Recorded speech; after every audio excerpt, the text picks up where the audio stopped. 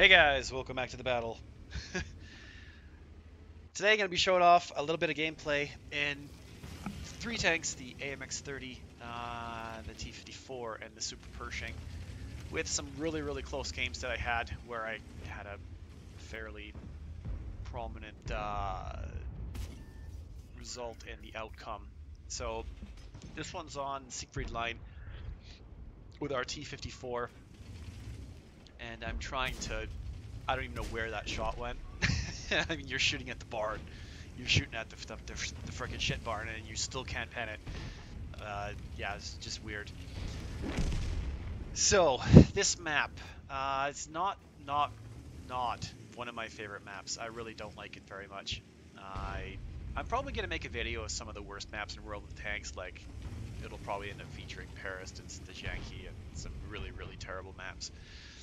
I wish the town was bigger, and I wish it was easier for, I think that if the town was about a third more wide, like, because it seems like the enemies get to get in the town, like the north team gets to get in the town, and then we get to sit on the edge of the town. Like, they're always, like, further into the town than we are. It's just a bit weird. So I've been playing some games in the T-54, and this is one of my first games with the new gun, because back when I was playing, there was only one gun and at 0.35 accuracy, and it reloaded every about 6 seconds and stuff. And it was more of a DPM gun that wasn't very good at sniping, and the aim time was rather long. But now there's a new gun, and it has better aim time. It's like in the low 2 seconds, and it has better accuracy. It's like 0.33 or 32 or something like that. And so it's really quite accurate. It just has a longer reload, and it's a bit different to play with the T-54 that can actually snipe and be a little bit more all-purpose, I guess. So we got a T-95, and I'm no longer going to sit here, and I'm not willing to subject my hull to the T-95. I mean, I could fucking load heat rounds and see if I can get this shot in. Oh, that didn't even go anywhere close to where I was wanting it to go. So I'm gonna see where else I can go and poke around on this map to see if I can do a little bit of damage. So I'm gonna drive up around this corner and end up running into the STG guard, who is gonna be popping up around the corner in about a second here. And I probably could have done myself a favor and got a little bit more hull down behind these stairs here. And managed to bounce that shot from him, which was really good, and get another shot into him there as he's moving away. And then I do actually use the stairs properly here, and he doesn't really have much of a shot, so he bounces another shot off me, so I track him. And I don't know why. I probably could have stayed there or maneuvered myself through the side of that building there, but I decided I wanted to try and get back and get around here and to flank around everyone here. So I took a really unnecessary 400 damage shot there. Pretty stupid play by me, but I wanted to flank around with this T-95 because for whatever reason they didn't have anyone on this back hill, which is rather odd. Like, there's usually any number of tank destroyers just camping out the mushrooms and crack on that back hill. So driving through the middle here and gonna see what we can do with our friend. And this guy's going by, so I put a shot into the E5, which is really nice, because whenever you can damage a tier 10 heavy tank for free, it's really good. So there's also a G-SOAR this way, and so I'm gonna put a shot into him, but he dies before I can actually get credit for anything. So that didn't happen, didn't count. And I'm going to try and drive around on this T-95 and try and take him down. So he's down. So that is a good result there.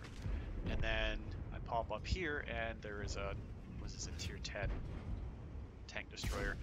And that shot went a little bit high. Probably wasn't going to pen. It was really raked back. And I think I need a really high caliber gun to overmatch that tank. So, and that's probably not this one. So the E5. And we got a T-95 right here, and then we've got, looks like a heavy tank on our left, FV of some sort. So I don't want to try, I'm going to hide behind our T-95 a little bit here.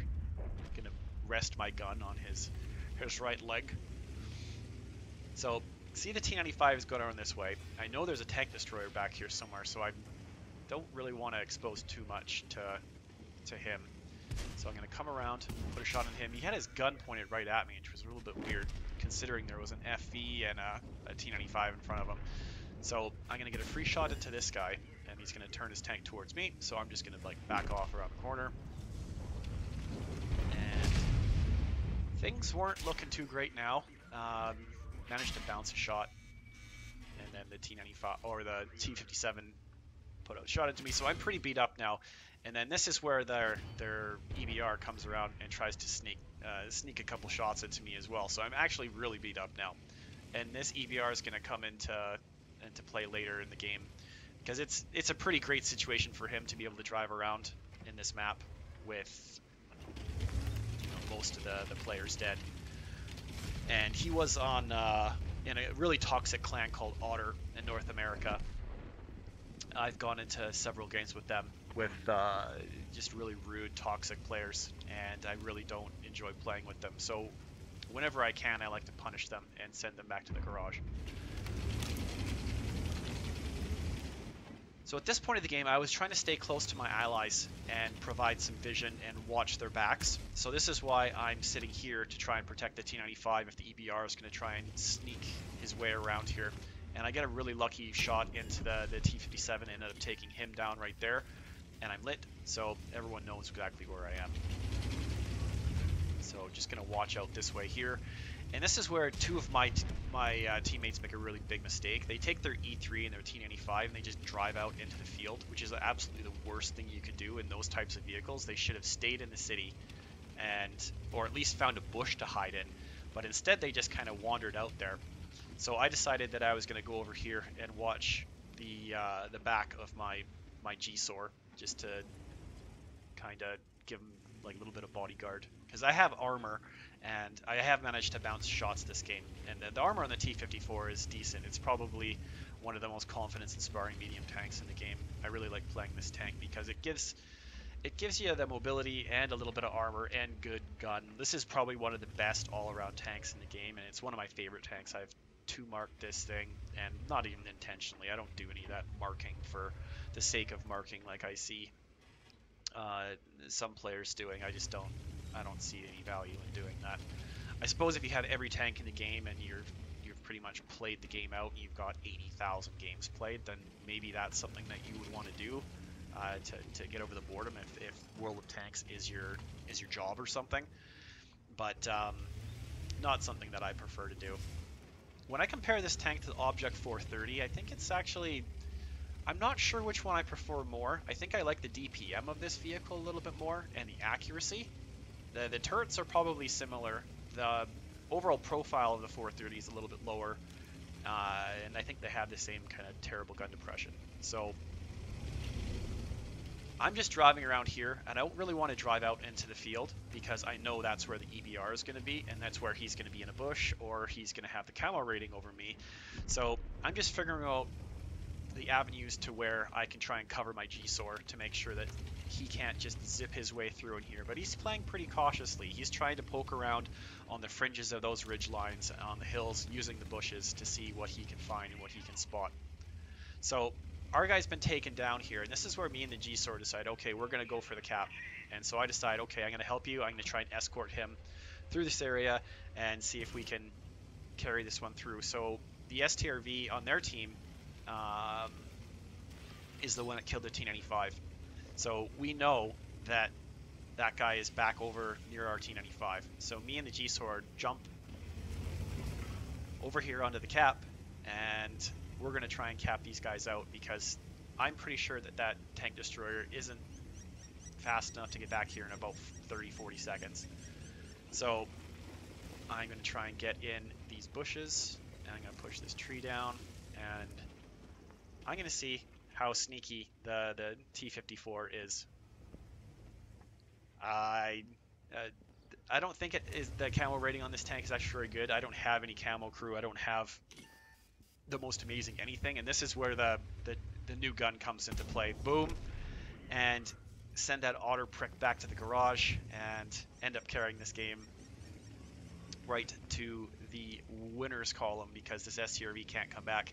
And our T95O did actually live. I never really paid attention to see if he was dead or not, but being able to acquire that EBR and aim in on him and hit him and pen him felt really, really good because he was a good player, and it was good to send him back to the garage and finish him off and win this game for our team. So I did an okay amount of damage. I wasn't overly aggressive I probably could have cranked up the aggression in the mid part of the game where I was close to the guard, but it is what it is. And our 277 did a really good job in this game, and he sent me a message after.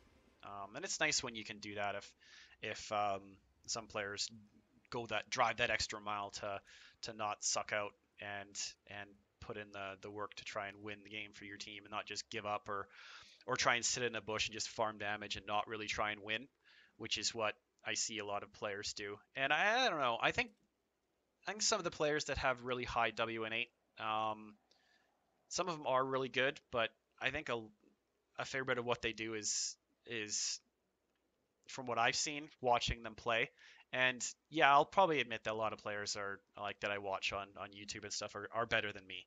But what I've seen is a lot of it is them doing the same amount of damage as everyone else, but just be better at farming end game damage and that end game aggression, like driving into that bush and spotting 8 tanks and then getting all the secondary spotting and tracking damage and stuff. And that's something that I never really cared too much about. And when they talk about damage and damage combined and stuff, that's the sort of thing that those players do really, really well. And a lot of the time, the battles have already been decided, and it's really just going around and farming at the end of the game that those players are really good at doing, and that's how they get their WN8 so high. So I think a lot of players need to just not worry about the stats and relax, and that's kind of the way I'm approaching things. Like it is nice to have those big numbers, but I don't even check what my WN8 is anymore. Like the main thing that I want to do is win, and win as big as I can for my team, so we can just have that win in the winning losing column. So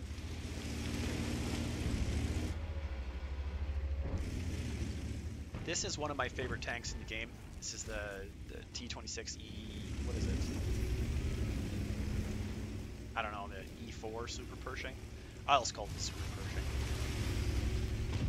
And I've got a turbo on it, so it's actually pretty fast.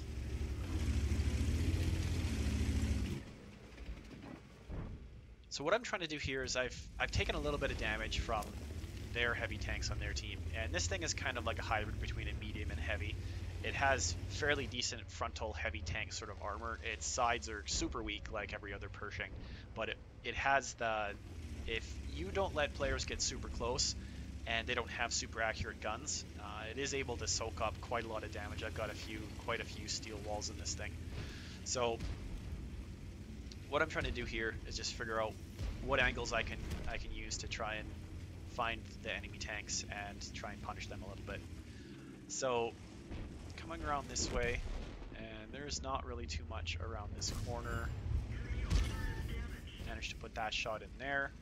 And I know that there's guys usually on the enemy team camped up on that hill in the back, but in this instance, for some reason, our tank was up there, which I found was pretty funny and pretty odd. So I pop around and take out that Tiger 2, which is a good result. So he's down, and there is something along that back there, and then this guy comes around trying to flank me, and this is the T77. Kind of like that tier 8 version of the T57 Heavy, and this is where the frontal armor of this tank soaked all of his hits. And so I've done a bit of damage to him now. I've tracked him, and he's burned his repair kit, so that's also good. And now I'm going to have the DPM to just pound this guy, because he's going to have like a 30-40 second reload. So I can just sit there and shoot him over and over again, because I got about a 7-8 second reload. So good result there. end up taking him down, and the score was about 5-5 at this point. And I'm going to try and drive forward and see what I can do to support my Skoda, who is one of our best heavy tanks. Probably one of the newest heavy tanks in the game, and the most unbalanced. Everyone loves that tank. I've seen it played like over and over and over again, and it does extremely well. It's kind of like the Barask, but in heavy tank form. And I am happy with the way the Super Pershing performs for what it is, and the price that it costs. Well, I'm just finding that the new heavy tanks that they're putting in the game are really, really, really strong. Like, they're going to have good turrets, good gun depression, small weak spots, auto loaders, and they're going to be as fast as medium tanks half the time. And that's where the Super Pershing is really good. It's my most played tank. It's my favorite tank in the entire game. I know a lot of people don't like the Super Pershing and they hate it and they think it's crap, but I have fun in this tank, and whenever I need to have a solid game and where I can really feel like I understand the tank, I play this tank. And I have the T28 vehicle, the T20 HTC, and I like that tank quite a bit too. So I'm going to get this shot in on the Skoda. Yeah, nice. So we end up taking him down, and the score is now 8-8, and this is a bad place to be honest, because they can see you, and there's a lot of bushes, and you got to, and they can shoot down onto you as well. So I'm trying to use the DPM of this vehicle to pound out some damage into these guys before they can get away. So that shot unfortunately went a little bit low, and I want to see, get loaded here, if I can hit this guy one more time. End up getting a nice shot into him, and we are now losing 8-10, and we had less hit points, we had less of pretty much everything at this point. So good result there. We ended up nailing 2 of their tanks, and now it's 10-10. Trying to see what I can see over here, and this guy's popped himself up there, and I managed to get a really long range shot into that guy. And then there's their little light tank, who's going to come into play later on in the game when things get a little bit more real. So just seeing if I can get a shot into them as he's going over there. And this is where I didn't want to get caught out in the Super Pershing, and I know on this road I can get spotted going down this main road, so I don't like driving down this road. And then the AMX had really good vision, and I was getting spotted all along over here, so I kind of wasn't sure if I wanted to try and get over there with my friends. I was just trying to decide, oh, do I want to protect the base? And then I keep getting spotted, and I know how many guys are camping in the back over there. So I was kind of like, maybe I'll just hang out here and make sure that we don't get capped out, because no one else was coming back. There was going to be no one else coming this way. And again, the AMX is back in there somewhere in that bush, somewhere on that hill. And now I'm back into the second row of buildings where I can feel a little bit more protected. And I was going to try and drive over and help the Basante and the SU-130PM. I kind of decided, okay, this is probably the best thing that I could do. And then I get spotted again, which means that he was somewhere around back in there. So I really felt like, okay, if I leave this position, then we're just going to get capped out, or he's just going to come around and murder us from behind. So him spotting me is also like me spotting him in a way, because I know where he is. And sure enough, like, if I would have left and driven over to the Basante, he would have just capped us out. And then I would have had to try to drive back, and then I would have had to give my side up to everyone on the enemy team. So having the turbo on the Super Pershing lets me get around a lot faster than normal, and lets me pop up here, and I'm going to see if I can find this enemy AMX, and sure enough, he's gone, and he's going to go back and he's going to try and help his friends against our heavy tank and our SU-130PM, who probably should have just found a bush to sit in and just hide, because that tank has no armor and it can get just wrecked so fast, so easily. And this is where the AMX had driven back through the town and taken out our tank destroyer. And that's where the tank destroyers need to hide. And the ELC managed to get over here and take him out, and then there's our Basante versus all these guys over there, and then they take him out. So yeah, this was a bit of a situation where I don't have the speed to keep up with the AMX, and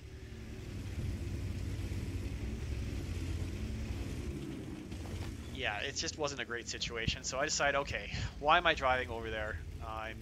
My best bet is to just kind of castle up in the back and to try and protect our cap, because they had an SU-130PM and they had their AMX, and they had a goodish amount of hit points. They had more than I did, and we're gonna have to just see how things are gonna pan out.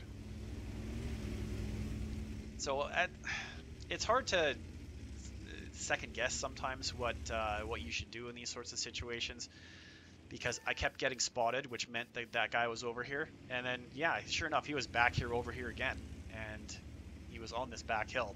So he was able to relocate and get around this map, and as a light tank, when there's almost everyone else is dead on the enemy team, it's just like a playground, because you can zip around and no one spots you, and you have the vision control, and it's really nice.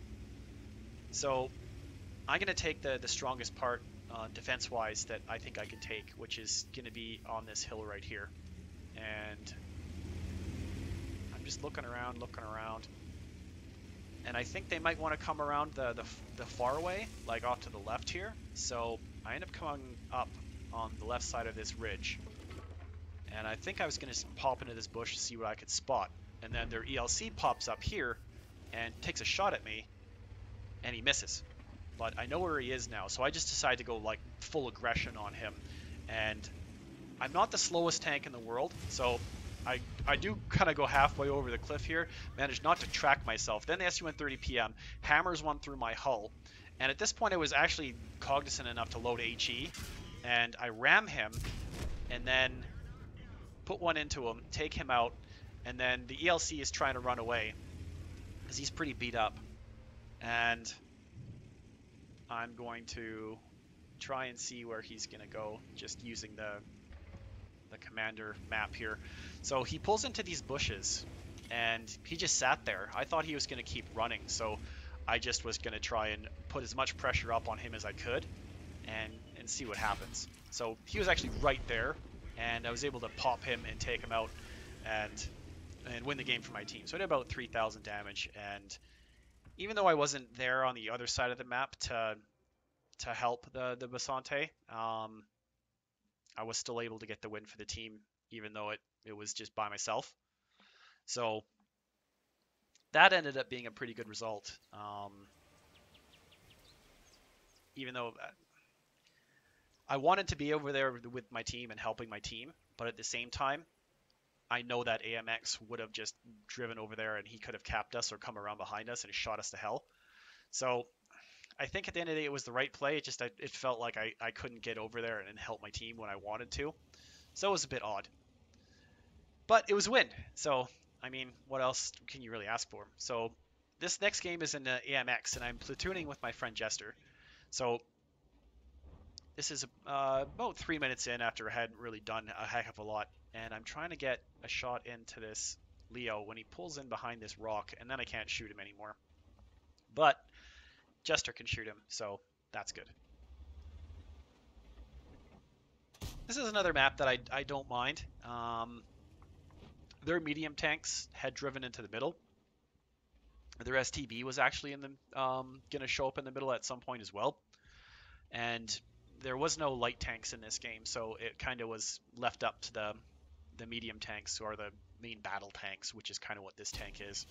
So I'm going to try and shoot this guy. And I did not expect that to go in. So the lower plate on the 7.7 version 2 is not very strong, I guess. Or maybe I just got really lucky and really, really high rolled. So that was about a 300 meter shot. So not too bad of a result on that one. Um, a lot of people trash talk the AMX tanks as bad versions of the Leopard and stuff, but I don't really mind this tank at all. Like it's got good gun depression. It's got decent accuracy. It's got good pen. It's about 250 pen, and it has heat rounds, which is nice compared to what the Leopard has. So there's some definite advantages to this vehicle. Like I love the mobility of this tank, especially compared to the Chinese medium tank. So I'm gonna roll back here and see if I can hit that guy. And a little bit not leading. Should have led that guy a lot better. And then he's gonna drive over in front of the STB.